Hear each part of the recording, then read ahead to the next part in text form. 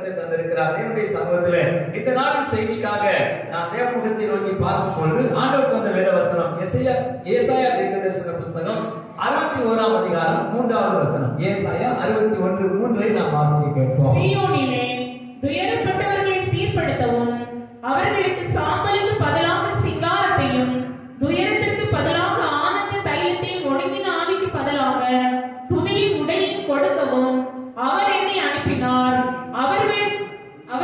அவர்கள் கர்த்தர் தம்முடைய மகிமைக்கென்று நாட்டின நீதியின் விருட்சங்கள் என்னப்படுவார்கள். அல்லேலூயா. ஆண்டவராக இருக்கிற இயேசு கிறிஸ்து ஒரு ஜெப ஆலயத்திற்குள்ளே போகும்போது அவருடைய கைகளிலே ஏசாயா தீர்க்கதரிசியினுடைய புஸ்தகம் கொடுக்கப்பட்டதாம். அவருடைய கைகளில் கொடுக்கப்பட்ட அந்த ஏசாயா தீர்க்கதரிசியினுடைய புஸ்தகம் இந்த 61வது அதிகாரம்.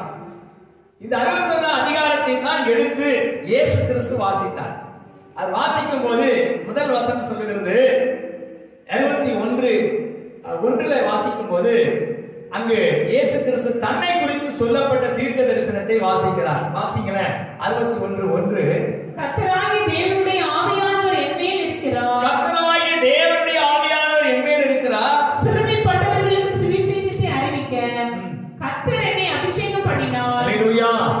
இந்த வேத பகுதியை இயேசு கிறிஸ்து வாசித்துவிட்டு கர்த்தருடைய வேத வாக்கியங்கள் இன்றைக்கு நிறைவேறிற்று என்று சொன்னார். அல்லேலூயா. இந்த வசனத்தை அவர் வாசித்து விட்டு சொல்லும்போது வேத வாக்கியம் இன்றைக்கு நிறைவேறிற்று சொன்ன உடனே அங்க ஆலயத்தில் இருந்தவர்களுக்கெல்லாம் இயேசு கிறிஸ்து மேல கோபம் வந்தது. இது யாரை பற்றி எழுதப்பட்டிருக்கிறது? நமக்கு வரப்போகிற மேசியாவை குறித்து எழுதப்பட்ட வசனம். மேசியா வருகிறார். அந்த மேசியா வரும் பொழுது கர்த்தராகிய ஆண்டவர் என்மேல் இருக்கிறார், நான் சிறுமைப்பட்டவர்களுக்கு சுவிசேஷத்தை அறிவிக்க போகிறேன் என்று மேசியாவை குறித்து சொல்லப்பட்ட தீர்க்க தரிசனத்தை இதோ இந்த தச்சனுடைய குமாரன், இந்த தச்சனுடைய மகனாய் இருக்கக்கூடிய இயேசு என்கிற இந்த மனிதன் தன்னை குறித்து இது எழுதப்பட்டது என்று சொல்லுகிறானே என்று ஜனங்கள் எல்லாரும் கோபப்பட்டார்கள். தேவாலயத்தில் இருந்தவர்கள் எல்லாம் அவர் மேல கோபமுகமாய் பார்க்க ஆரம்பித்தார். அல்லேலூயா. ஆனா இந்த வசனத்துல ஆண்டவராக இருக்கிற இயேசு கிறிஸ்து தன்னை குறித்தும் சொல்லுகிறார். இந்த 3ஆம் வசனத்தின் கடைசி பகுதியில நம்மை குறித்தும் அதுல ஒரு தீர்க்க தரிசனம் இருக்கு. அல்லேலூயா. அவர்கள் என்ன எழுதப்பட்டிருக்கிறது வாசிங்க. அவர்கள் கர்த்தர் தம்முடைய மகிமைக்கென்று, அவர்கள் கர்த்தர் தங்கள் மகிமைக்கென்று நாட்டின நீதியின் விருட்சங்கள் என்னப்படுவார். நாட்டின நீதியின் விருட்சங்கள் என்னப்படுவார். யாரை குறித்து சொல்லப்படுகிறது? நம்மை குறித்த தீர்க்க தரிசனம் அங்கு எழுதப்பட்டது. இயேசு கிறிஸ்து எல்லா இடங்களிலேயும் தன்னை குறித்த தீர்க்க தரிசனங்கள் வரும் பொழுது, தன்னை குறித்த தீர்க்க தரிசன வார்த்தைகளை எழுதும் போது அதுல நம்மையும் நினைத்துத்தான் எழுதுகிறது. அல்லேலூயா. முப்புரி நூல் அறாது அப்படின்னு சொல்லி ஒரு வசனம் இருக்குது. அப்படின்னா என்ன அர்த்தம்?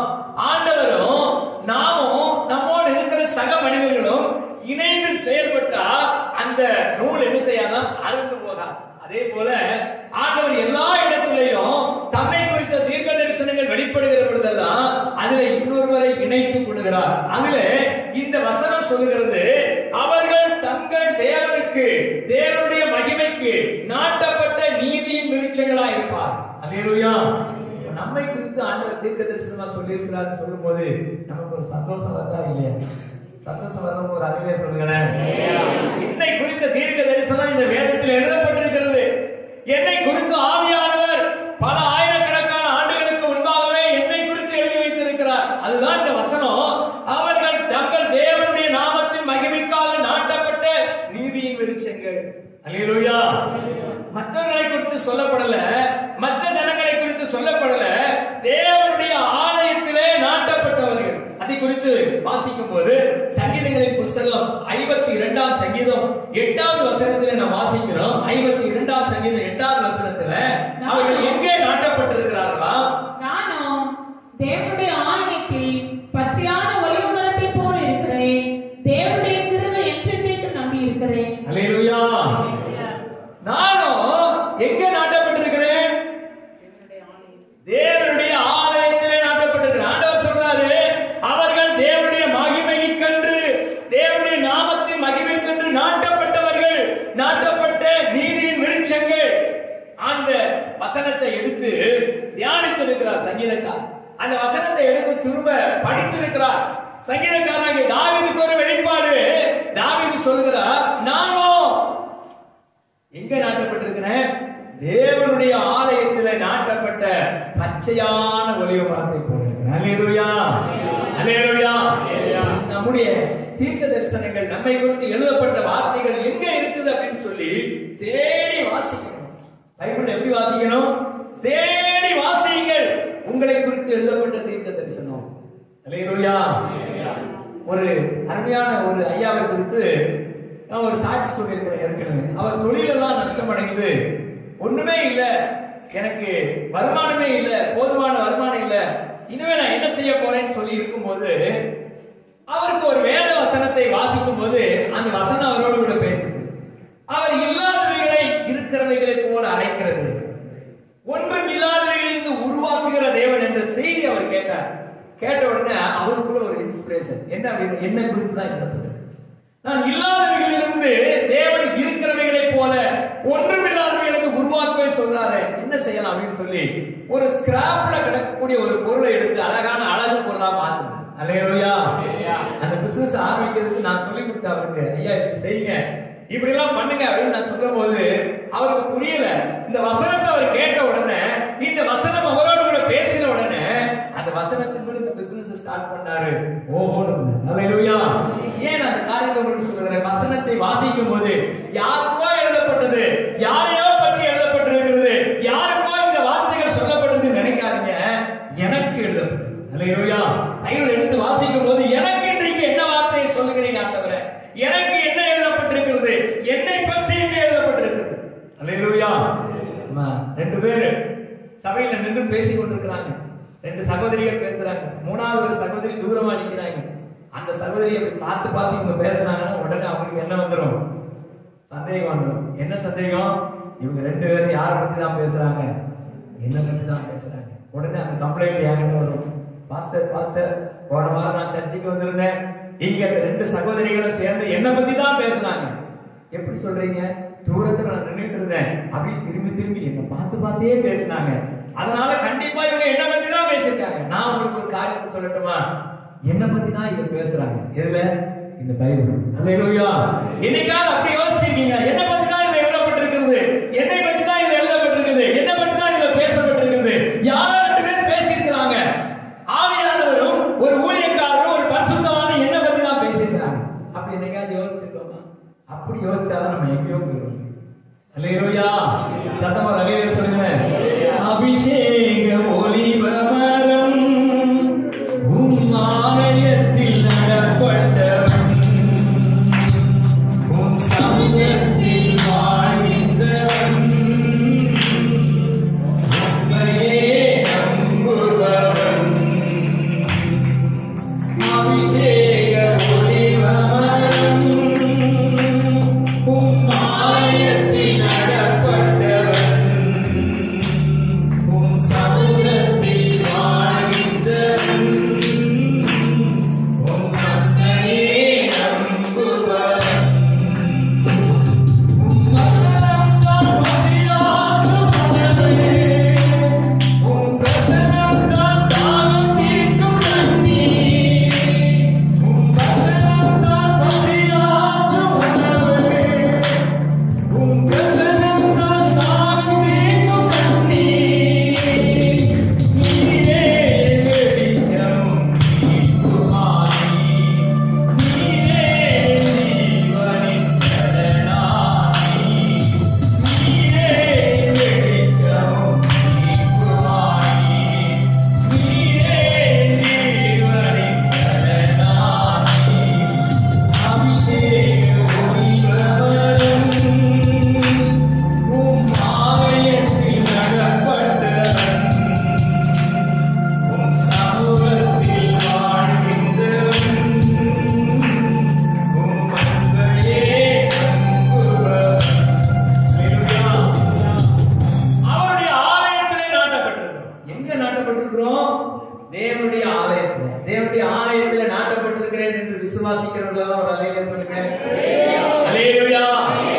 எதுக்காக நாட்டப்பட்டிருக்கிறோம்? ஒரு மரத்தை நம்ம நாட்டும் பொழுது, ஒரு மரத்தை நம்ம வைக்கும் போது அதுக்கு ஒரு தேவை இருக்கிறது. இந்த மரம் நிழல் தரும், இந்த மரம் கனிகளை தரும், இந்த மரம் பிற்காலங்களை வெட்டி அதை நம்முடைய வீட்டு நிலைக்கால்களுக்கு, வாசலுக்கு, கதவுக்கு, ஜன்னலுக்கு போடலாம் அப்படிங்கிற நோக்கத்துல தான் மரத்தை வைக்கணும். அதே போல ஆண்டவர் நம்மை நாட்டி இருக்கிறார். எங்க நாட்டி இருக்கிறாரு? என் தேவனுடைய ஆலயத்திலே நான் நாட்டப்பட்டிருக்கிறேன். ஆலயத்துல நாட்டினதுனால ஆலயத்தில் இந்த மரம் செய்ய வேண்டிய சில வேலை. அல்லேலூயா. இந்த மரம் பலன் கொடுக்கவில்லை என்றால், இந்த மரத்தை குறித்து வேதத்தில் சொல்லப்பட்டிருக்கிறது. ஆண்டவராகிய இயேசு கிறிஸ்து வழியருகே ஒரு அத்தி மரத்தை பார்த்தார். அந்த அத்தி மரம் எப்படி இருந்தது? செழிப்பா இருந்தது. அந்த அத்தி மரத்தில் இலைகள் அதிகமா இருந்தது. அவர் வழியருகே இருந்த அந்த அத்தி மரத்தை பார்த்துவிட்டு அதுல கனிகள் கிடைக்குமான்னு பார்த்தாரு. ஆனா கனிகள் இல்ல. கனிகள் இல்லாததுனால அந்த மரத்தை என்ன செய்தாரா? சபித்தார். அவர் எரிகோவுக்கு போகிற வழியிலே வழியருகே இருந்த அத்தி மரத்தை பார்த்து சபித்தார். அவர் சபித்த உடனே எரிகோவுக்கு போய்விட்டு திரும்பி வரும்பொழுது சீசர்கள் பார்க்கிறாங்க, அந்த மரம் பட்டு போயிட்டு. அல்லேலூயா. அப்ப கர்த்தர் அந்த மரத்தினிடத்துல ஏதோ ஒன்றை எதிர்பார்த்தார். அந்த மரத்தில் இருக்கக்கூடிய கனிகள் கிடைக்காததுனால அவர் அதை சபித்தார். அது பட்டு போயிட்டு. நாமும் தேவனுடைய ஆலயத்தில் நாட்டப்பட்டிருக்கிற பச்சையான ஒலிவ மரத்தை போல இருக்கிறோம். நம்மிடத்திலே ஆண்டவர் என்ன காரியத்தை எதிர்பார்க்கிறார்? அடுத்த வசனத்துல அந்த ஏசாயா 63 அதிகாரம் 4வது வசனத்துல நாம் வாசிக்கும் போது, அந்த ஏசாயா 63:4 இந்த நாட்டப்பட்டவர்கள் என்ன செய்வார்கள் என்று அங்கு எழுதப்பட்டிருக்கிறது. வாசிங்க. ஏசாயா 61:4 வாசிக்கும் போது, அவர்கள் நெடுங்காலம் பாழாய் கிடந்தவைகளை கட்டி, அவர்கள் நெடுங்காலம் பாழாய் கிடந்தவைகளை கட்டி, பூர்வத்தில் நிர்மூலமானவைகளை எடுப்பித்து, தலைமுறை தலைமுறையாய் இடிந்து கிடந்த பாழான பட்டணங்களை புதிதாய் கட்டுவார்கள். அல்லேலூயா. அவங்க ஆண்டவர் நாட்டி வச்சிருக்கிறதுக்கு ஒரு நோக்கம் இருக்குது. தேவனுடைய ஆலயத்திலே நாட்டப்பட்டிருக்கிற பச்சையான ஒலிவ மரமே, தேவனுடைய ஆலயத்தில் நாட்டப்பட்டிருக்கிறவர்களே, உங்களை குறித்து கர்த்தர் சொன்ன தீர்க்க தரிசனம் என்ன தெரியுமா? அவர்கள் நெடுங்காலமாய் பாழாய் கிடந்தவைகளை கட்டுவார்கள். அவர்கள் பூர்வத்தில் நிர்மூலமானவைகளை எடுப்பிப்பார்கள். தலைமுறை தலைமுறையாய் இடிந்து கிடந்த பாழான பட்டணங்களை எல்லாம் புதிதாய் கட்டி எழுப்புவார். அல்லேலூயா. சத்தமா ரவியில சொல்லுங்களேன். நம்ம எப்படி இருக்கிறோம்? ஆலயத்தில் நாட்டப்பட்டிருக்கிறோம். தேவனுடைய அபிஷேகமாகிய தண்ணீர், தேவனுடைய வசனமாகிய உரம் நமக்கு தினந்தோறும் வழங்கப்பட்டுக் கொண்டே இருக்கிறது. தேவனாலே கிடைக்கிற ஆசீர்வாதங்களை எல்லாம் பெற்று நாம் வளர்ந்திருக்கிற பச்சையான நல்ல ஒலிவ மரத்தை போல வளர்ந்திருக்கிறோம். ஆனா ஒண்ணு மட்டும் கிடையாது, அந்த மரம் செய்ய வேண்டிய வேலையை நம்ம செய்யல. அல்லேலூயா. அந்த மரம் என்று சொல்லக்கூடிய, அந்த விருட்சங்கள் என்று சொல்லக்கூடிய நபர்கள் என்ன செய்யணுமா?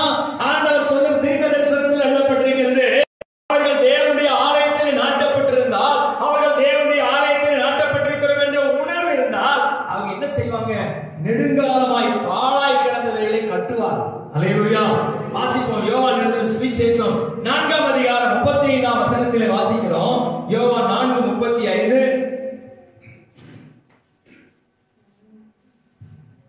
அறுப்பு காலம் வருகிறதற்கு இன்னும் 4 மாதம் செல்லும் என்று நீங்கள் சொல்லுகிறது இல்லையா?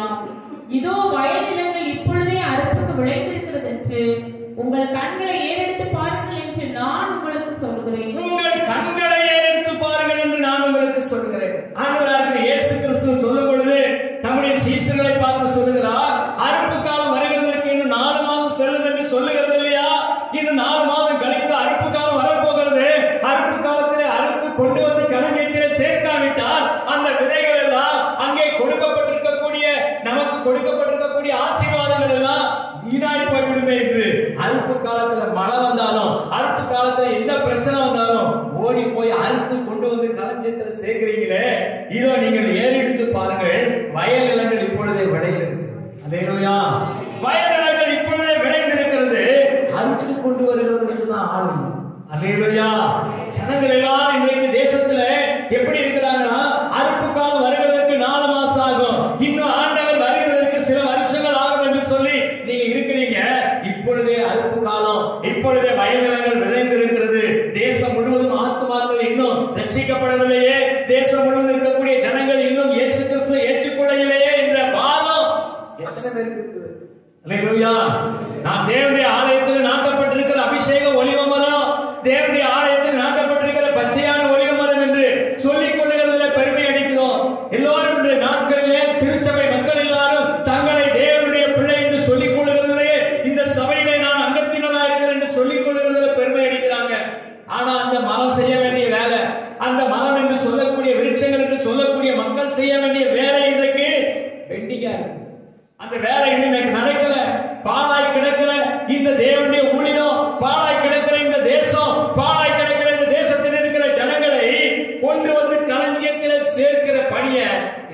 செய்யாத இருக்கிறனால கர்த்தர் சொல்லுகிறார், நான் கர்த்தருடைய ஆவியானவர் என் மேல் இருக்கிறார், நான் சிறுமைப்பட்டவர்களுக்கு சுவிசேஷத்தை அறிவிக்க என்னை அபிஷேகம் பண்ணினார். நீங்க அந்த ஆலயத்தில் நாட்டப்பட்ட மரமா இருக்கிறீங்க. நீங்கள் பாழாய் கிடந்த பட்டணங்களை எல்லாம் கட்டி எழுப்புவீர்கள். அல்லேலூயா.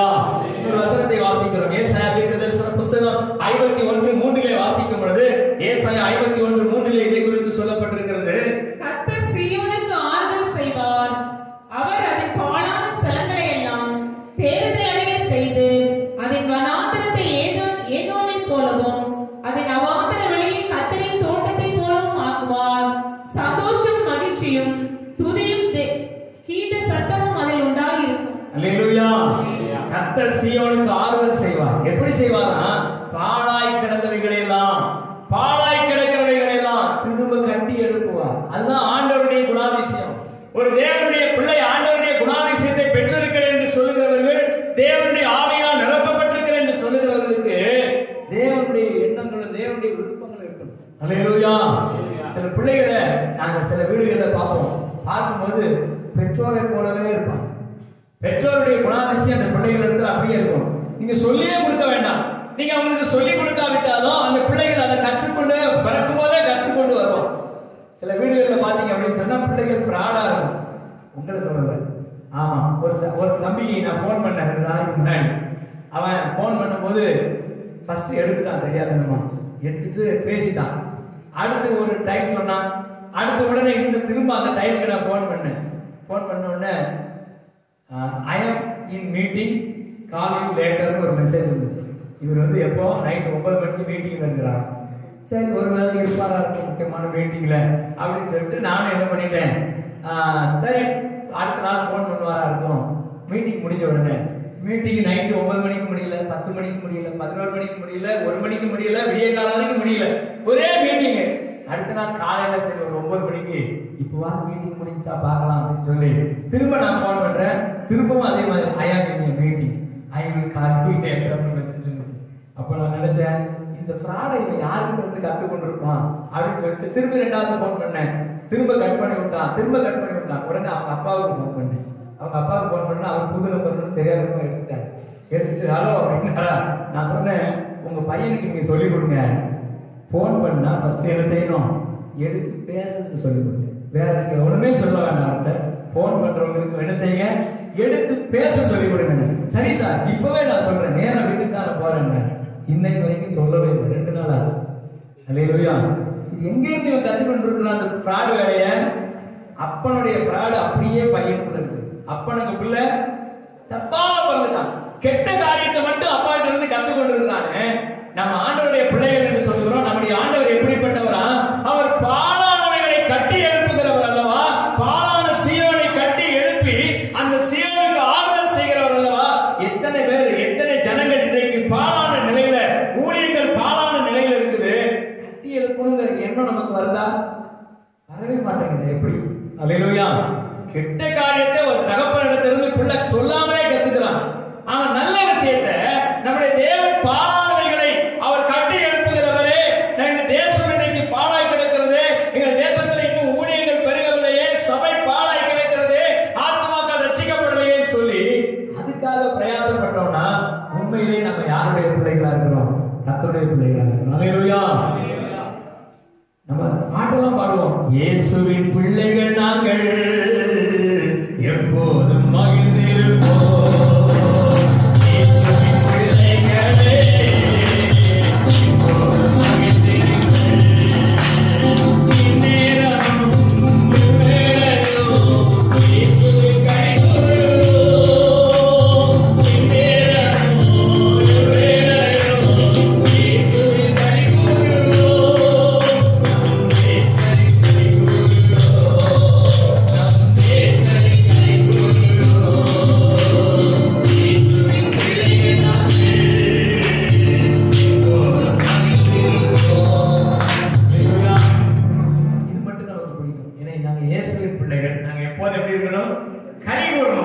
சந்தோஷப்படணும். அதே இயேசுவின் பிள்ளைகள் எப்போதும் ஊழிய செய்யணும்னு வந்தா இது மட்டும் எங்களுக்கு பிடிக்காது. அல்லேலூயா. சத்தமா அலையில சொல்லுங்க. சில சகோதரிகள் இருக்கிறாங்க, கடையில போய் கவாப் வாங்கி வந்து கொடுத்து பாருங்க, டேஸ்டா இருக்கு, ரொம்ப டேஸ்டா இருக்கு. எனக்கு கபாப்னா ரொம்ப உயிர், ரொம்ப பிடிக்கும். இதையே கறியை வாங்கி கொடுத்து நீ சமைச்சு சாப்பிடணும்னா அது பிடிக்காது. அல்லேலூயா. மட்டனை வாங்கி கொடுத்தோ சிக்கன் வாங்கி கொடுத்தா இதே மாதிரி நீ கபாப் செய்வான்னா அதை வந்து நான் கத்துக்கவே மாட்டேன். ஏன்னா நீ டெய்லி அப்புறம் மட்டன் வாங்கி கொடுத்து எனக்கு கபாப் செஞ்சு கொடுன்னு சொல்லுவேன். அதெல்லாம் நான் மட்டும் அதை கத்துக்கவே மாட்டேன். ஏன்னா எனக்கு சாப்பிட ரொம்ப பிடிக்கும். எனக்கு மீன் ரொம்ப பிடிக்கும், எனக்கு பிரியாணி ரொம்ப பிடிக்கும். ஏன் அதை செஞ்சு சாப்பிட்றேன், அது பிடிக்கும். அது மட்டும் எனக்கு பிடிக்கவே பிடிக்கும். ஒத்து அது பிடிக்கும். அந்த மாதிரி இயேசுவின் பிள்ளைகளுக்கு இயேசு கிறிஸ்துவோடு மகிழ்ந்திருக்க, இயேசு கிறிஸ்துவோடு சந்தோஷப்பட, அவருடைய ஆசீர்வாதங்களை பெற்றுக் கொள்வதற்கெல்லாம் ஆசை. ஆனா அவருடைய குணாதிசயம் என்ன தெரியுமா? அவர் சீயோனை கட்டி பாழா இருக்கிற ஸ்தலங்களை எல்லாம், அவாந்தர வெளிகளை எல்லாம் அவர் திரும்ப எடுத்து கட்டுகிறார். அல்லேலூயா. நம்ம எங்கெல்லாம் பாழா இருக்கிறது, எங்கெல்லாம் ஜனங்கள் ரட்சிக்கப்படுவது, எந்த கிராமத்துல எல்லாம் இயேசு கிறிஸ்துவை இன்னும் ஜனங்கள் அறியல அப்படின்னு சொல்லி அந்த பாழான கிராமத்துக்குள்ள போய், அந்த பாழான வீட்டுக்குள்ள போய், அந்த பாழான ஸ்தலத்துக்குள்ள போய் இயேசு கிறிஸ்துவை சொல்லி அந்த வீட்டுக்குள்ள சந்தோஷமும் மகிழ்ச்சியும் இதே கீத வாக்கியமும் உண்டாகும்படி செய்கிறது தான் ஒரு இயேசுவின் பிள்ளை. அல்லேலூயா. அதுக்காக தான் கர்த்தர் ஆலயத்தில் நம்ம நட்டு வச்சிருக்கிறார், ரோட்ல நட்டு வைக்கல. அதான் பாருங்க, கர்த்தருடைய ஆலயத்தில் நடப்பட்டவர்களுக்கும் வெளியில நடப்பட்டவர்களுக்கும் வித்தியாசம் இருக்குது. ஆலயத்தில் நடப்பட்ட ஒளிவு மதத்தை அவங்க ஈஸியா யாரும் வெட்டிட முடியாது. பாருங்க, இந்த இயேசு கிறிஸ்துவினுடைய சரித்திரத்துல இன்னொரு உவமையை சொன்னார். ஒரு மனிதன் என்ன செய்தானா, தன்னுடைய தோட்டத்துல ஒரு மரத்தை நட்டு வைத்தது, அத்தி மரத்தை. ஆனா இன்னொரு சம்பவத்தில் நம்ம பார்த்தோம், அது எரிரோவுக்கு போகும்போது வழியருகே நடப்பட்ட மரம். வழியருகே நடப்பட்ட மரத்தை கர்த்தர் சபித்தார். அது என்ன செஞ்சிட்டு பட்டு போயிட்டு. ஆனா தோட்டத்துக்குள்ள ஒரு அத்தி மரம் இருக்கு. அங்க தோட்டக்காரர் வருகிறார். தோட்டக்காரர் வந்து மரத்தை பாக்குறாரு, மரத்துல கனிகள் இருக்குதா இல்ல. உடனே தோட்டக்காரர் சொல்றாரு அந்த வேலைக்காரரை பார்த்து, இந்த மரம் ஏன் நிலத்தையும் கெடுத்து கொண்டிருக்கிறது, இதை வெட்டி போடு. ஆனா அந்த தோட்டத்தில் இருக்கிற அந்த கூலியா, அந்த வேலைக்காரர் என்ன தெரியுமா சொல்றாரு, இல்ல ஐயா, நான் இந்த வருஷமும் இந்த மரத்தை சுற்றி கொத்தி அதற்கு எரு போடுவேன். ஏன் அப்படின்னா, ஒருவேளை இந்த மரத்தை வெட்டிட்டா திரும்ப அதை வளர வைக்க முடியாது. எனவே நான் என்ன செய்ய, சுத்தி கொத்தி எரு போட்டு இந்த ஒரு வருஷம் இருக்கட்டும், இந்த ஒரு வருஷத்துல இது கனி கொடுத்தால் பார்க்கணும், இல்லை என்றால் இதை வெட்டி போடணும். அல்லேலூயா. நீங்க தோட்டத்துக்குள்ள இருக்கிறதுனால, நீங்கள் சபையாகிய தோட்டத்துக்குள்ளே நாட்டப்பட்டதுனால உங்களை கர்த்தர் வெட்டி போடாதபடிக்கு நம்முடைய ஆண்டவராகிய இயேசு கிறிஸ்து உங்களுக்காக பரிந்து பேசிக் கொண்டே இருக்கிறார். இந்த மரம் கனி கொடுக்கலையே, இந்த மரம் பிரயோஜனம் இல்லாம இருக்குது, இந்த மரம் தேவனுடைய ஆலயத்தை கெடுத்துக் கொண்டிருக்குது, இதை வெட்டட்டும் என்று சொல்லி பிதா நினைச்சாலும் தோட்டக்காரராகிய இயேசு கிறிஸ்து இல்ல ஆண்டவரே, இல்ல ஆண்டவரே, இது ஒரு வருஷம் இருக்கட்டும். ஒருவேளை இந்த ஒரு வருஷத்துல அந்த ஆத்மா மனம் இருக்கிறோம், இந்த ஒரு வருஷத்துல ஊழியம் செய்ய ஆரம்பிச்சிடும், பாலானவைகளை கட்டி எழுப்புகிற வாரத்தை பெற்றுக்கொள்ளும். அதனால ஒரு வருஷம் விட்டுறலாம். அல்லேலூயா. அதை சுற்றி கொத்தி எரு போடுகிறேன். எரு போடுகிறேன் அந்த பிள்ளைக்கு அதிகமான வசனத்தை நான் போதித்து, வசனத்தின் மூலமாக அவர்களோடு பேசி தங்களுடைய நிலையை அவர்கள் புரிந்து கொள்ளும்படி நான் செய்கிறேன். இந்த வருஷம் அந்த ஆத்மா கனி கொடுக்கிற ஆத்மாவா மாறும். அல்லேலூயா. தோட்டத்துக்குள் நாட்டப்பட்டதுனால, நாட்டப்பட்டிருக்கிற மரமா இருக்கிறதுனால யாரும் அவங்க ஈஸியா வெட்டிட முடியாது, யாரும் அதை என்ன செய்ய மீண்டு போட முடியாது, யாரும் அந்த மரத்தை அந்த இடத்தை விட்டு எடுத்து விட முடியாது. ஏனென்றால் தோட்டக்காரருடைய பாதுகாப்பு நமக்கு இருக்கு. அல்லேலூயா. அடுத்ததாக என்ன காரியத்தை இந்த மக்கள் செய்வார்கள்னா, ரோமருக்கு எழுதின நிருபம் 15ஆம் அதிகாரம் 15வது வசனத்தை வாசிக்கும் போது, ரோமர் 15:15 அப்படியே சகோதரரே, புறஜாதியாராகிய பலி பரிசுத்த ஆவியினாலே பரிசுத்தமாக்கப்பட்டு தேவனுக்கு பிரியமான பலியாகப்படுத்து நான் தேவனுடைய சுவிசேஷ ஊழியத்தை நடக்கும் ஆசாரியனாய் இருந்து புறஜாதிகளுக்கு இயேசு கிறிஸ்துவினுடைய ஊழியக்காரனாக பொருட்டு. அல்லேலூயா. இங்கு அப்போஸ்தலனாகிய பவுல் தன்னை குறித்து எழுதுகிறார், நான் தேவனுடைய சபையிலே சுவிசேஷ ஊழியத்தை நடத்துகிற ஆசாரியனாய் இருந்து புறஜாதிகளுக்கு இயேசு கிறிஸ்துவினுடைய ஊழியக்காரனாய் மாறும்படி, புறஜாதிகளுக்கு சுவிசேஷத்தை அறிவிக்கும்படி, நிர்மூலமாய் போனவைகளை திரும்ப எழுப்பித்து கட்டுகிற ஒரு ஊழியத்தை செய்யும்படி என்னை கர்த்தர் அபிஷேகம் பண்ணினார். அல்லேலூயா. இந்த பவுல் அப்போஸ்தலன் வேலை என்ன தெரியுமா? அவர் ரட்சிக்கப்பட்டதுக்கு முன்னாடி அவருடைய வேலை என்னன்னா, எல்லாவற்றையும் நிர்மூலமாக்குகிற வேலை. நிர்மூலமாக்குகிறது சொன்னா அழிக்கிற வேலை. இஸ்ரவேல் ஜனங்களுக்குள்ளே ஒரு யூத பாரம்பரியத்தில் பிறந்த ஒரு மனிதன், யூதருடைய பாரம்பரிய வைராக்கியத்தின்படி வளர்க்கப்பட்ட ஒரு தேவனுடைய பிள்ளை ஆண்டவருடைய சமூகத்தில் வந்து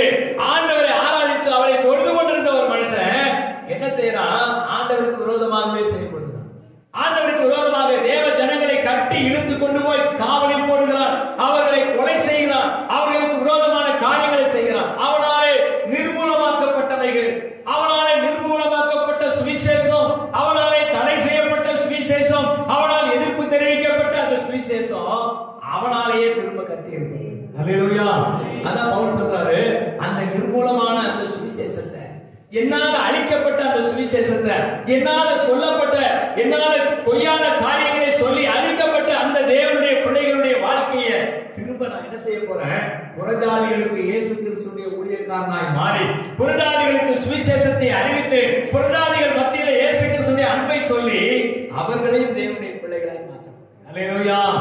சத்தமா அல்லேலூயா சொல்லுங்க. அதுதான் நெகேமியாவின் புத்தகம் 2ஆம் அதிகாரம் 5ஆவது வசனத்துல நெகேமியா ஒரு காரியத்தை செய்த ஆவிக்குரிய அர்த்தமும் எழுத்துக்குரிய அர்த்தத்தையும் நான் உங்களுக்கு சொல்லுகிறேன்.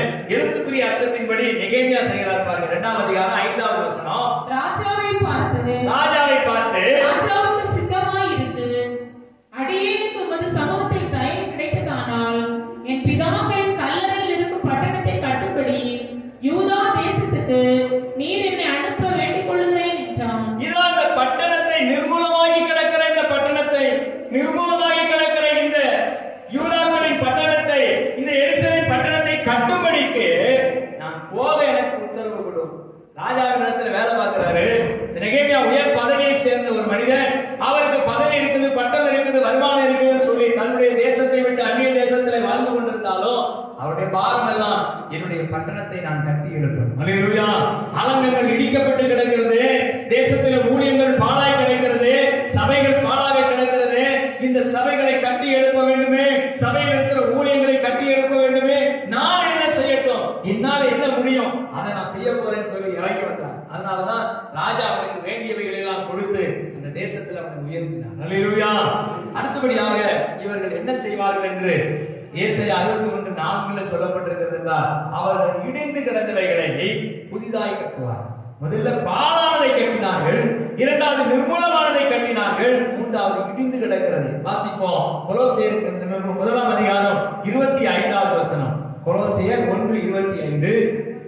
ஆதி காலங்களுக்கும் தலைமுறை தலைமுறைகளுக்கும் மறைவாய் இருந்து இப்பொழுது அவருடைய பரிசுத்தவான்களுக்கு வெளியாக்கப்பட்ட ரகசியமாகிய தேவ வசனத்தை பூரணமாய் தெரியப்படுத்துகிறதற்கு, ஆதி காலங்களிலே தலைமுறை தலைமுறையாக மறைக்கப்பட்டிருந்த வசனத்தை, மறைக்கப்பட்டிருந்த ரகசியத்தை தேவ ஜனங்களுக்கு தெரியப்படுத்தும் பொருட்டார் பவுல் அப்போஸ்தலன் கொலோசியருக்கு எழுதும்போது சொல்றார், தேவ ஜனங்களுக்கு ஆதி காலங்களிலே, பூர்வ காலங்களிலே தலைமுறை தலைமுறையாய் மறைக்கப்பட்டிருந்த ரகசியத்தை வெளிப்படுத்தும்படிக்கு என்னை ஊழியக்காரனாக ஏற்படுத்தினார். அல்லேலூயா. ஆதி காலங்கள் முதல் பூர்வ காலங்கள் முதல் மறைக்கப்பட்டிருக்கக்கூடிய ரகசியங்களை இன்றைக்கு சபைக்கு கர்த்தர் வெளிப்படுத்துகிறார். சபையில சொல்லுகிறார், இன்னைக்கு இருக்கிற மாதிரி வசனங்கள், இன்றைக்கு இருக்கிற மாதிரியான செய்திகள், இன்றைக்கு கிடைக்கிற ஆவிக்குரிய ஆகாரம் ஒரு காலத்துல கிடைக்காது. ஒரு காலத்துல இதெல்லாம் கிடையாது. இப்ப ஆவியானவர் சபைக்கு வெளிப்படுத்துகிறார். உபவாசம் எதுக்கு? உடம்ப குறைக்கணும். அப்படிதானே? பாஸ்டிங் இருந்தா என்ன செய்யும்? உடம்பு குறையும். பாஸ்டிங் இருந்தா என்ன செய்யும்? பிபி சுகர் எல்லாம் குறையும். அப்படியா? அதுதான் உபவாசம் இருக்கணும். சிலர் சொல்றாங்க, உபவாசம் எதுக்கு இருக்குது? உபவாசம் இருந்தா ஆண்டவர் எனக்கு அதை தருவார். நான் ஒரு வீடு வாங்கணும்னு ஜெபம் பண்ணிட்டு இருக்கிறேன், ஒரு கார் வாங்கணும்னு ஜெபம் பண்ணிட்டு இருக்கிறேன், ஒரு பொருள் வாங்கணும்னு ஜெபம் பண்ணிட்டு இருக்கிறேன், ஒரு பைக் வாங்க ஜெபம் பண்ணிட்டு இருக்கிறேன், நான் உபவாசம் இருந்தா அதை தந்துடுவார். அப்படியா இருக்குது பைபிள்ல? உபவாசம் அதற்காகவா உபவாசம் ஏற்படுத்தப்பட்டது? அதுக்காக தான் உபவாசிக்கிறதுக்கு ஆரம்பிச்சீங்களா? சிலர் பாத்தீங்க அப்படின்னு சொன்னா உபவாசம் இருப்பாங்க, நல்லா படிக்கணும் அதுக்கு உபவாசம், நல்ல வேலை கிடைக்கணும் உபவாசம், நல்ல பொண்ணு கிடைக்கணும் உபவாசம், கல்யாணம் முடிஞ்சா பிள்ளை கிடைக்கணும் அதுக்கு உபவாசம், என் பிள்ளைய நல்ல ஸ்கூல்ல படிக்க வைக்கணும் உபவாசம், பிள்ளைக்கு கல்யாணம் பண்ணணும் உபவாசம், பிள்ளைக்கு பிள்ளை பிறக்கணும் உபவாசம். அல்லேலூயா. எங்கேயுமே பைபிளுக்கு உபவாசம் இருக்குன்னு எழுதவே இல்லை. ஆனா நம்ம என்ன செய்ய, தப்பா உபவாசம் இருக்கணும். தப்பான காரியத்துக்கு, சரியில்லாத காரியத்துக்கு, தேவன் விரும்பாத காரியத்துக்கு உபவாசம் இருக்கு. அதனாலதான் நம்முடைய உபவாசம் கேட்கப்படவில்லை, நம்முடைய உபவாசம் தேவ சமூகத்துல போய் சேரவே இல்லை. அப்ப எதுக்கு உபவாசம் இருக்குன்னு தெரியுமா? மனிதன் தேவனோடு இருக்கக்கூடிய ஐக்கியத்தை இழந்து போனான். தேவனோடு இருந்த ஐக்கியம் மனிதனுக்கு இல்லாமல் போனது. ஆதி மனிதன், முதல் மனிதனாகிய ஆதாம் உபவாசம் இருந்த ஆண்டவரை தேடல. உபவாசம் இருந்தா எங்கேயாவது இருக்குதா? அப்படியே அவன் உபவாசம் இருக்கல. இப்போ இருக்கிற உபவாசத்தை அப்ப அவன் இருந்திருக்க வேண்டியதானே? ஆண்டவரே என்னோட கூட பேசு, என்னை பாரு, என்னை வாரும், என்கிட்ட இருந்து பேசுங்க ஆண்டவரே, போது இருக்கல. அவன் சும்மாவே இருந்தாலும் பகலின் குளிர்ச்சியான வேளையிலே தேவன் மனுஷனோடு கூட பேசும்படி வந்தார், மனுஷனோடு கூட இடைப்பட்டார். ஏனோக்கு தேவனோடு கூட சஞ்சரித்துக் கொண்டிருந்தார். அவன் உபவாசம் இருந்தான் எழுதப்படல. நோவா தேவனோடு கூட பழகிறவனா இருந்தான். நோவா உபவாசம் இருந்தா எழுதப்படல. தேவனுடைய தரிசனங்களை, தேவ திட்டங்களை நோவாவுக்கு கர்த்தர் வெளிப்படுத்தினார். ஆனா உபவாசம் இருக்கல. ஆனா பிற்காலங்கள்ல ஜனங்கள் உபவாசம் இருக்க வேண்டிய கட்டாயத்திற்கு உள்ளாக்கப்பட்டார்கள். ஏன் தெரியுமா? ஆண்டவருக்கும் மனிதனுக்கும் இருந்த தொடர்பு துண்டிக்கப்பட்ட போது அந்த தொடர்பை ஏற்படுத்துகிறதற்கு, தேவனை தேடுகிறதற்கு, தேவனை நம் பக்கமாய் அவருடைய கவனத்தை திருப்புகிறதற்கு உபவாச ஜெபம் அவசியமாயிற்று. அல்லேலூயா. சத்தமா அல்லேலூயா சொல்றேன். நான் ஒரு ஜீப் ஒன்று வாங்கியிருந்தோம் கொஞ்ச காலத்துக்கு முன்னாடி. ஜீப்னா அந்த ட்ரக்கர் அப்படிங்கிற ஒரு ஜீப். அந்த ஜீப்ல வந்து பாத்தீங்கன்னா வந்த புதுசுல ஜீப் ஸ்டார்ட் ஆகாது. ஸ்டார்ட் ஆகுதுன்னா நம்ம பசங்கெல்லாம், நம்ம தம்பிங்கெல்லாம் சேர்ந்து அதை தள்ளுவாங்க. ஏதோ தள்ளு தள்ளு தள்ளு, இந்த டவுன்ல இருந்து அங்கே தள்ளுவோம், அங்கே இருந்து திருப்பி இங்கே தள்ளுவோம். இப்படியே அந்த வண்டியை தள்ளும் போது ஒரு மெக்கானிக் ஒருத்தர் வந்தாரு. வந்துட்டு சொன்னாரு, சார் இந்த வண்டிக்கு ஒரு பழக்கத்தை ஏற்படுத்தி வச்சிருக்காங்க. இந்த வண்டிக்கு என்ன செஞ்சுட்டாங்க? ஒரு பழக்கத்தை ஏற்படுத்தி. என்ன பழக்கம் ஐயா அப்படின்னு சொல்லி கேட்டோன்னு அவர் சொல்றாரு, இந்த வண்டியில் இருக்கக்கூடிய அந்த ஏர் ஃபில்டரை கலட்டிட்டு கொஞ்சம் பெட்ரோலை ஒரு துணியில நினைச்சு அந்த ஏர் ஃபில்டர்ல பிடிச்சீங்கன்னா ஸ்டார்ட் ஆகும். அந்த வண்டி என்ன வண்டி? டீசல் வண்டி. ஆனா அது என்னத்துல பழகிடுச்சு? எனக்கு பெட்ரோலை காட்டுங்க, நான் ஸ்டார்ட் ஆகுறேன். அதே மாதிரி நாங்களும் சரின்னு சொல்லிட்டு ஒரு துணியில கொஞ்சம் பெட்ரோலை நினைச்சு அந்த ஏர் ஃபில்டர் இருக்கிறத பிடிச்சிட்டு ஸ்டார்ட் பண்ண ஸ்டார்ட் ஆயிடுச்சு. அல்லேலூயா. அதே மாதிரி நாங்க ஒரு பாட்டில்ல பெட்ரோல் வாங்கி போட்டுக்குவோம் அந்த வண்டியில. எங்க போனாலும் அது ஆஃப் ஆயிடும். ஆஃப் ஆனோட திருப்பி ஸ்டார்ட் ஆகணும்னா என்ன செய்யணும்? பெட்ரோலை காட்டணும். நம்ம யோசிக்கிறது அதுக்கு டிரைவர் அந்த வண்டியை ஓட்டுன்னு ஓட்டுனாங்க. அதுக்கு வேற ஒரு ஆகஸ்ட் 15 முன்னால் ஒரு கொடியை வேற கட்டிட்டேன். அல்லேலூயா. அது ஒரு நாள் நான் அந்த கீழே இருக்கிற பெட்ரோல் பங்க்ல பேசிட்டு இருக்கிறேன். என்கிட்ட ஒரு ட்ரக்கர் இருந்துதியா, அதை விற்கணும்னு நினைக்கிறேன் அப்படின்னு. ட்ரக்கரா? இங்க ஒரு பையன் ஓட்டிக்கிட்டு அங்கேயும் தெரிஞ்சான். அந்த வண்டியா? ஆமா அதேதான். ஏன்னா இந்த ஊர்ல ட்ரக்கரே கிடையாது. நம்ம தான் முதல்ல ட்ரக்கரை கொண்டு வந்து அறிமுகப்படுத்தணும். ஆனா எப்படி பழகிடுச்சு? அது டீசல்ல ஸ்டார்ட் பண்ண வேண்டிய வண்டி என்னத்துல ஸ்டார்ட் ஆக பழகுது? பெட்ரோலை காட்டினாதான் பழகுது. அதுக்கப்புறம் என்ன செய்யுது? பெட்ரோல் அது ஸ்டார்ட் ஆனதுக்கு அப்புறம் பெட்ரோலை ஊத்துவோமா? முடியாதுன்னு சொல்லி அதை எடுத்துட்டு திருப்பி டீசலை ஊத்திடுவோம். அதுக்கப்புறம் அது வேற வழி இல்லாம ஸ்டார்ட் ஆகி ஓடிட்டு இருந்துச்சு. அல்லேலூயா. அந்த மாதிரி சிலர் பழக்குவிக்கப்படுவார்கள். எப்படி பழக்குவிக்கப்படுகிறார்கள்? தேவனை தேடுகிறதுக்கு தானா ஸ்டார்ட் ஆக வேண்டிய வண்டி இப்போ உபவாசங்கிற பெட்ரோலை காட்டினாதான் வண்டி ஸ்டார்ட் ஆகும். அல்லேலூயா. புரியுதா? அதான் உபவாச ஜெபத்தினுடைய மேன்மை. உபவாசத்தினால என்ன கிடைக்கும், உபவாசி ஜெபிக்கிறதுனால என்னதான் நடக்கும்னு சொல்லி நம்ம சொல்லி கொடுத்தோம். அதான் வேதம் சொல்கிறது, ஆதி காலங்களிலே தலைமுறை தலைமுறையாய் மறைக்கப்பட்டிருந்த ரகசியத்தை இன்றைக்கு கிறிஸ்து இயேசுவின் மூலமாய் உங்களுக்கு வெளிப்படுத்தும்படிக்கு தேவனாகிய கர்த்தர் சித்தம் கொண்டார். அல்லேலூயா. கடைசியா ஒரு வசனத்தை வாசிப்போம். ஏசாயா 43ஆம் அதிகாரம் 19ஆம் வசனத்திலே வாசிக்கிறோம். ஏசாயா 43:19. இதோ நான் புதிய காரியத்தை செய்கிறேன், இப்பொழுதே அது தோன்றும், நீங்கள் அதை அறியீர்களா? நான் வனாந்திரத்திலே வழியையும் அவாந்திர வழியிலே ஆறுகளையும் உண்டாக்குவேன். அல்லேலூயா. ஆண்டவர் எப்படிப்பட்டவர் தெரியுமா? அவர் வனாந்திரத்திலே வழியை உண்டு பண்ணுகிறவர், அவாந்திர வழியில் ஆறுகளை உண்டு பண்ணுகிறவர். இங்க 3 காரியத்தை பார்த்தோம். நான் தேவனுடைய ஆலயத்தில் நாட்டப்பட்டிருக்கிற பச்சையான ஒளிவு மரம். நான் என்ன செய்வேன்? பாழானதை திரும்ப கட்டுவேன், நிர்மூலமானதை திரும்ப கட்டுவேன், இடிந்து கிடக்கிறதை திரும்ப கட்டுவேன். அல்லேலூயா. இந்த பொருத்தனையோடு கூட நாம் ஜெபிக்க போகிறோம். கடைசி ஒரு வசனம் ஏசாயா 27:6 வாசிக்கும் பொழுது அந்த மரம் என்ன செய்யுமா? அந்த ஒலிவ மரம் என்ன காரியத்தை செய்ய போகிறது? வாசிப்போம். 27:6. யாக்கோபு வேர் பெற்றி இஸ்ரவேல் பூத்து காய்த்து உலகத்தில் பலனாக நிரப்பும் நாட்கள் வரும். அல்லேலூயா. இதுதான் உங்களை பற்றி என்னை பற்றி எழுதப்பட்டிருக்கிறது. அல்லேலூயா. இந்த யாக்கோபு வேர் பற்றி இஸ்ரவேல் பூத்து காய்த்து இந்த உலகத்தை பலனாக நிரப்ப போகிறோம். இந்த உலகத்தை ஆத்துமக்களால் நிரப்ப போகிறோம். இந்த உலகம் முழுவதும் தேவனுடைய பலனால் நிரப்ப போகிறோம். இதற்காகத்தான் கர்த்தர் நம்மை தேவனுடைய ஆலயத்துல பச்சையான ஒலிவ மரமாய் மாற்றினார். அல்லேலூயா. எல்லாரும் முழங்கா படிக்கிறோமா? முழங்கா படிக்கிட்டு இன்னைக்கு திருவிருந்து ஆராதனை அப்படின்னா திருவிருந்துக்கு ஆயத்தமாக இருக்கிறவர்கள் திருவிருந்து எடுக்க போகிறார்கள். எல்லாரும் முழங்கா படிக்கிறோம். கொஞ்ச நேரத்துக்கு முன்னாடியே நான் முடிக்கிறோம். எல்லாரும் கண்களை மூடி சோதனம் பண்ணி, ஆண்டவரே அப்பா உடைய குருவை விட கருத்தில் அர்ப்பணிக்கிறோம் ஐயா. ஆண்டவரே, நான் தேவனுடைய ஆலயத்தில் நாட்டப்பட்டிருக்கிற பச்சையான ஒளிவ மரம். நான் தேவனை நம்பி இருக்கிறேன், தேவனை தொழுது கொள்கிறேன், தேவனுடைய நாமத்தை மகிமைப்படுத்துகிறேன். நான் செய்ய வேண்டிய ஒரே ஒரு காரியம், ஆண்டவரே நான் பாழானதை கட்டுவேன், ஆண்டவரே நிர்மூலமானதை கட்டுவேன், இடிந்து கிடக்கிறதை கட்டுவேன். இன்றைக்கு ஊழியம் பாழாய் கிடக்கிறது, இன்றைக்கு ஊழியம் நிர்மூலமாகி கிடக்கிறது, ஊழியங்கள் இடிந்து கிடக்கிறது.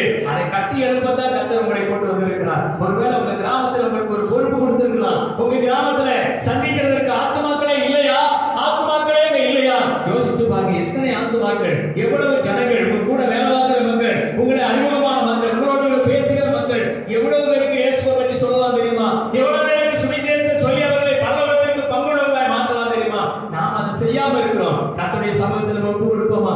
அப்பா உடைய கரத்தில் அர்ப்பணிக்கிறோம். இந்த நாளிலும் ஆண்டவரே, அப்பா நிர்மூலமானவைகளை கட்டுகிறவரே, பாலானதை பயிர்களமாக்குகிறவரே, இடிந்து கிடக்கிறதை கட்டுகிறவரே, எங்களை அதுபோல மாற்றுவீராக ஆண்டவரே. நாங்கள் இந்த பூமியை பலனால் நிரப்பட்டும் ஐயா. நாங்கள் ஆண்டவரே பூத்து காய்த்து வேர் பற்றி ஆண்டவரே இந்த தேசத்தில் இருக்கிற பலனால் நிரப்பத்தக்கதாக எங்களை ஆசீர்வதிங்க ஆண்டவரே. அப்பா உங்க கரத்தில் ஒப்பு கொடுக்கிறோம். நானும் உங்களுடைய ஆலயத்தில் நாட்டப்பட்டிருக்கிற பச்சையான ஒளிவு மரம் என்று என்னை குறித்து எழுதப்பட்டிருக்கிற தீர்க்க தரிசனத்தை நாங்கள் விசுவாசிக்கிறோம். அதே நேரத்தில் நாங்கள் பூமியை பலனால் நிரப்புவோம் என்று விசுவாசிக்கிறோம். உமக்கு நன்றி செலுத்துகிறோம். இயேசு கிறிஸ்து உன்னத நாமத்தில் வேண்டுகிறோம் நல்ல பிதாவே. அல்லேலூயா. நீங்கள் தொடர்பு கொள்ள வேண்டிய எங்கள் முகவரி: இயேசு நம்மோடு சபை, எண் 54/1, இந்திரா நகர், தென்கனி கோட்டை. தொலைபேசி எண்கள் 9865152111, 9965157399.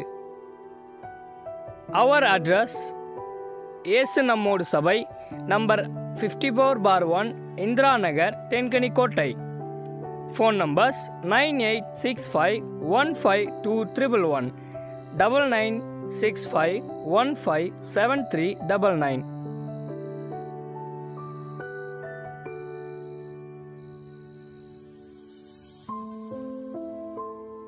இயேசு கிறிஸ்து உங்களை ஆசீர்வதிப்பாராக.